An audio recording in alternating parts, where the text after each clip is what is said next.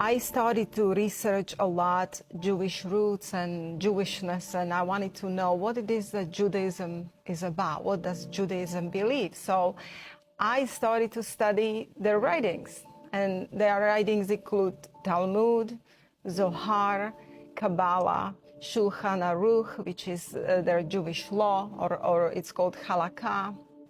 And I started to expound on listen to a lot of teachings by rabbi. I would open up a lot of videos that Chabad rabbi would specifically teach on halakha and on Talmud and explain certain things. And I started to see that there is a huge discrepancy between Christianity and Judaism, that Christianity has absolutely nothing to do with Judaism. Judeo-Christianity, as often as referred to, is oxymoron statement.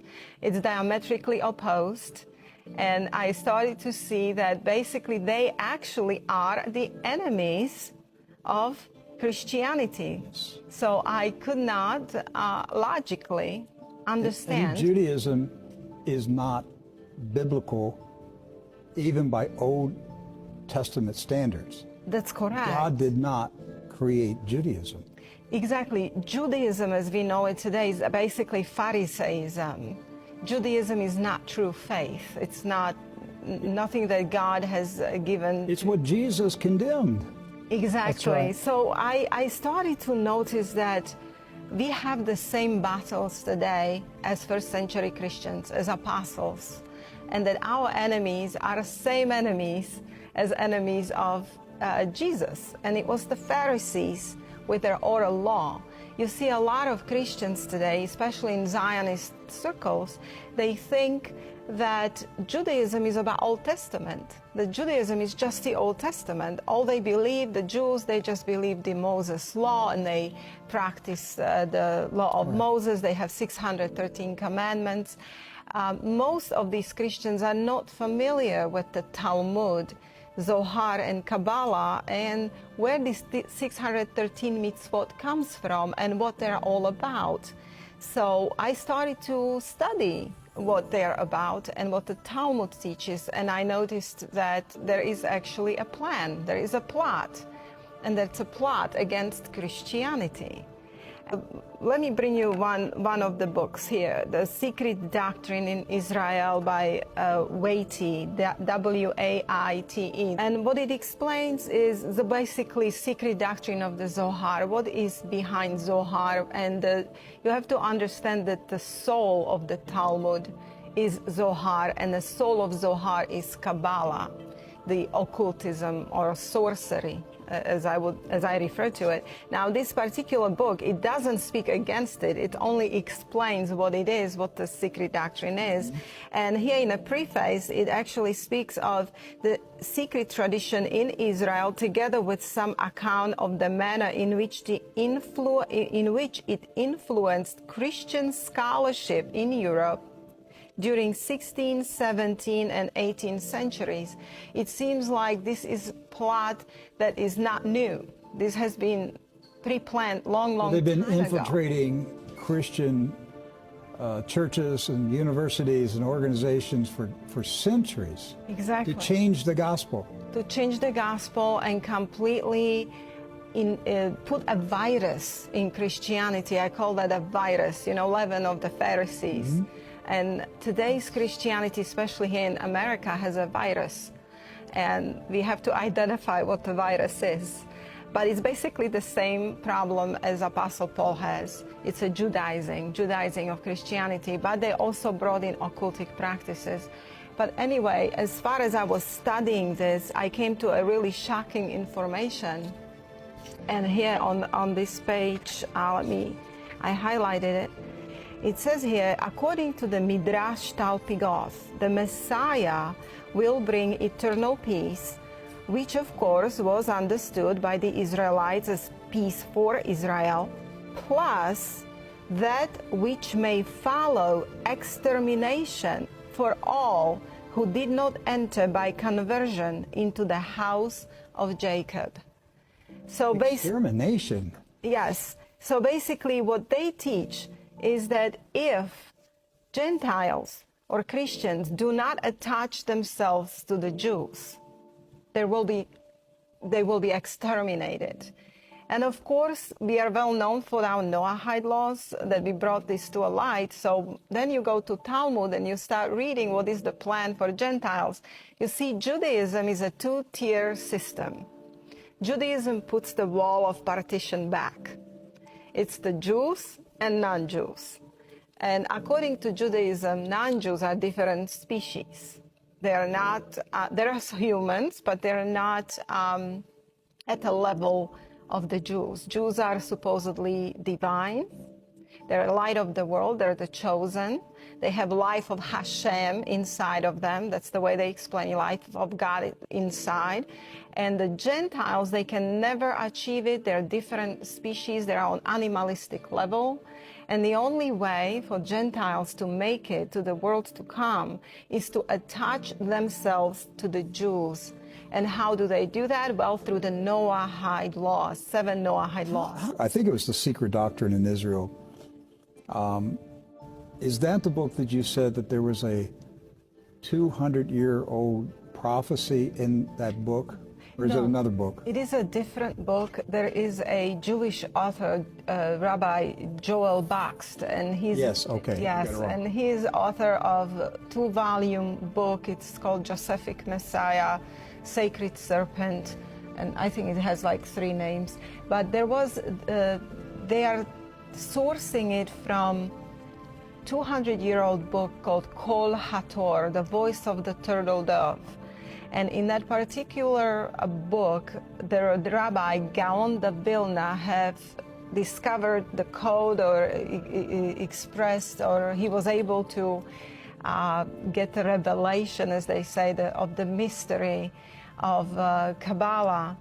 And they have predicted in that book, they said that at the end times, at the Messianic times, the figure like Cyrus shall appear again.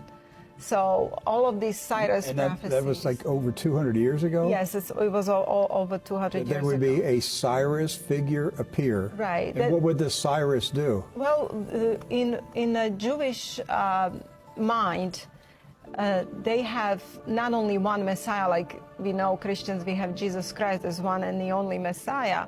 They have 2 Messiahs. One is a Messiah ben Joseph, and one is Messiah ben David. They have 2? They have 2 Messiahs. One's not good enough? Well, this is the way they explain it. The Messiah ben Joseph can be anybody, whether Jew or a Gentile. It can be an Edomite, according to them, a Gentile. But that Gentile has to do good for Israel and move Israel towards its final redemption, tikkun olam. Okay, so several weeks ago, when before the impeachment trial, and the Lev Parnas recording came out that was recorded on his partner's phone. Donald Trump was there, and they were telling him, your name is in gematria. Yes. You're like the Messiah. Right, correct. Okay. So he's the Gentile Messiah? Yes, according to Jewish doctrine, Messiah ben Joseph can be either a Jew or a Gentile who helps Israel in their redemption process, who is doing anything, all the good things for Israel, so Israel can come to a place where they rule the world. Well, you have 2 different points in that. You have the Mashiach ben Yosef and Mashiach ben David, and one brings about Israel through redemption, but the other brings it about through war. And some are believing that that Trump could be possibly the David Messiah, and that Netanyahu could be the Yosef, which brings about the war, or vice versa. I forget now which one is which, but this is and there's all kinds of beliefs out there like this. Well, it may make it difficult for Trump to be the war Messiah, because the day the U.S. Senate voted to limit his powers to start a war with Iran. I'm surprised that passed the Senate today. So you know what they're going to have to do now. They need a Gulf of Tonkin incident. They need a USS Liberty incident. They got to do something to get around that Senate vote. Well, they consider him Ben Joseph Messiah for one reason. He has moved embassy to Jerusalem. Of course, there is a plan that all nations will move their embassies to Jerusalem. And then also he gave them Golan, and he's supporting their occupation of the land over there. So are the Kabbalah wizards pumping this stuff into Donald Trump's head? Are they just making it up and telling him, hey, we have prophecies about Cyrus and the Messiah, and it's you. We've come to this conclusion. It's you. Are they just making this stuff up? I don't see the heart. I don't know if he's willingly part of that or if they are really putting this into his head. So I don't know what the truth is. We know that they're saying it to him. We've got recordings of them saying, you're the Messiah. Right. You're in Gematria. Now, in Judaism, Ben Yosef can be several people. Every generation had Messiah Ben Yosef, according to Jews. So when they speak of Messiah, you have to be really careful to understand what they mean. Because, of course, then they have the Messiah, the final Messiah, the Ben David Messiah, and that one will be... There's three? That one will be a sacred serpent. He'll be a what? Sacred serpent. A sacred serpent? Yes. Uroboros. A snake? A snake. Yes. They're expecting a snake Messiah? Well, Rabbi Laitman, who is a prominent Jewish philosopher, he's one, of course, is taught by the Rabbi of Golan that Yana was talking about already. But Rabbi Laitman really promotes the idea very openly that in the Garden of Eden was actually the helper of mankind. And of course, he writes about the sacred serpent, or the holy serpent he's even called, which they believe will be the last Messiah that brings about redemption. And so, I mean, I always think about how Jesus says in Matthew, that, you're of your father the devil, or he says you're a generation of vipers, He's already telling you, but yet when we see this, then we see that they're looking for a serpent Messiah. I mean, it's just strange the way they think. According to the book by Joel Baxt, Josephic Messiah, Metatron, and Sacred Serpent, that's the name of the book. In the second volume, he's describing the serpent that was in the Garden of Eden, and he's describing him as androgynous AI. And this is basically who their final Messiah is. They're bringing down their sacred serpent. He's a transvestite? Androgynous. Or he's... Male, female, in one body, and AI, because Kabbalah is closely connected with technology. And in their books and writings, they're actually admitting they're going to bring their final Messiah through technology. They're saying this stuff. They're saying it. I've been saying it, but I had no evidence of their writings. I'm just in my spirit believing that's where they're going with this. But you're saying that in their writings? Yes. They're saying that this snake Messiah is going to come through technology? Technology. Yes. Yes, as technology is connected to Kabbalah so closely that basically Kabbalah is technology. It's occultic. And they're specifically talking about the sacred serpent that was in the Garden of Eden. They're describing him in this particular book, and he was androgynous AI, and this is their Messiah. In the Zohar, Talmud, and Kabbalah, the entire thing is separation of people to Israelitic and non-Israelitic, according to the book called Jewish Utopia. Now, they are building their own kingdom. It's the Jewish earthly kingdom with headquarters in Jerusalem, where their AI Messiah will be, and they're going to rule the world through the law. It will be international. One law, one religion, basically, Luciferian religion. So yes, in a Talmud, this is the Jewish earthly kingdom, and this is why the Zionist Christianity have embraced Chiliasm. They have embraced, or Chiliasm, I don't know how you would say. Chiliasm. Which means 1,000. 1,000. Where they get the 1,000-year millennial reign. Exactly, which is a focus on earthly millennial kingdom And this is how Jews and Christians are getting together, and Christians are so deceived thinking that they are working for the good thing, for the Jews, like they're helping the Jews. The Jews are supposed to get this kingdom.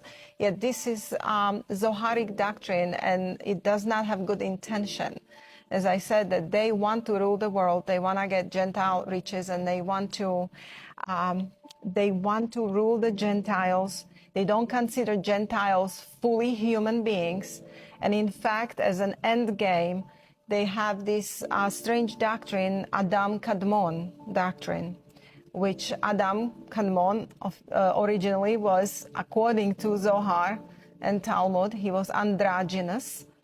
You know, Adam, like he wasn't male, or he was male, female in one body. And this is why you see this transgender agenda today, and there are laws, very serious laws, passing in Alberta, Canada. Is Zionism behind the transgender movement? You know, I don't think that, personally, I don't think Zionist Christians are aware of this. They're not aware of many details of what But it's Zionism. But I think that, yes. Does the transgender movement get its origin in Zionism? Yes, it gets its origin in Zionism, and it gets its origin in the Talmud, Zohar, and Kabbalah. It's a Kabbalistic doctrine of Adam Kadmon, which is eventually they have this doctrine called Tikkun Olam, repairing the world.